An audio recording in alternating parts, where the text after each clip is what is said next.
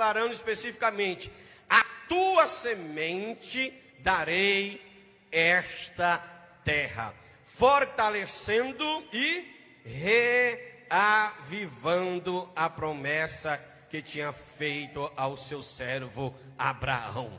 Nós servimos um Deus de promessa. O nosso Deus é um Deus de promessa. Salmo 119, versículo 38, Davi disse assim, escute bem: confirma a tua promessa ao teu servo que se inclina ao teu temor. Ou seja, Deus confirma a promessa dele a todos os seus servos que se inclinam e o reverenciam com temor. Atos capítulo 1, há uma promessa de Jesus dizendo para os discípulos, para que eles não vos ausenteis de Jerusalém, mas esperai a promessa do Pai, a qual de mim ouvistes. Deus é Deus de promessa.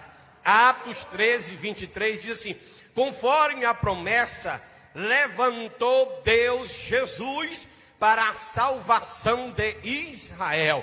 Deus é Deus de promessa.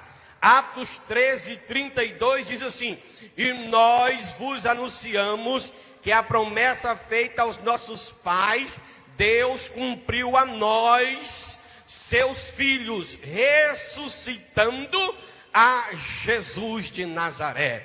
Romanos capítulo 4 está aqui, falando deste pai na fé. Abraão abandona a sua terra, recebe uma promessa de herança, recebe uma promessa de grande geração que sairia do seu ventre, já um homem avançado em idade, tanto como ele e a sua esposa.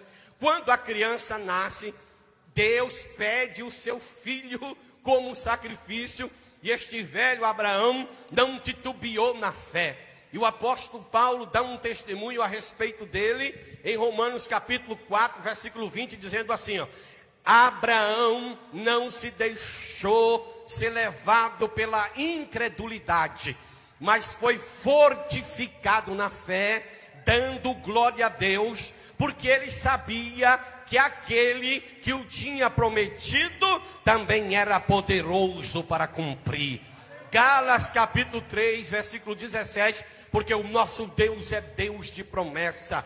Digo, porém, isto, que tendo sido o testamento anteriormente confirmado por Deus, a lei que veio 430 anos depois, não o invalida, de forma que venha a invalidar a promessa de Deus. Gálatas capítulo 4, nós servimos um Deus de promessa.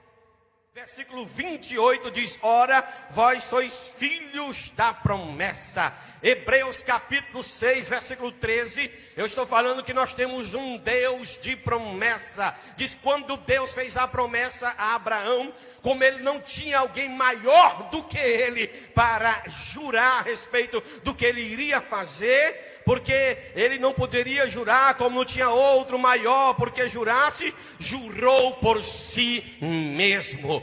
Hebreus capítulo 9, versículo 15 diz: por isso ele é o mediador de uma nova aliança, para que intervindo a morte para a remissão dos pecados que havia sobre a primeira aliança, os chamados recebem a promessa da herança eterna. Você tem um Deus de promessa. Hebreus 10, 36, para que a promessa se cumpra, ouça bem, para que a promessa se cumpra na minha vida e na tua vida. Deus não quer que você ande cabisbaixo, Deus não quer que você seja um crente molenga em 2020, Deus não quer que você cante o cântico da galinha da Angola. Por que não veio o culto, irmão?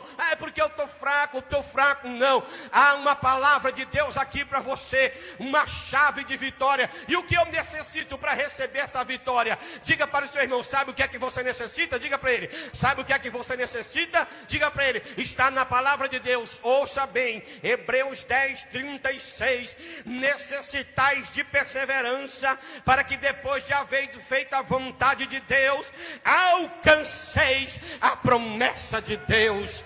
2 Pedro capítulo 3, versículo 8. Amados, não ignoreis uma coisa, que um dia para o Senhor é como 1000 anos, e 1000 anos como um dia. O Senhor não retarda a sua promessa.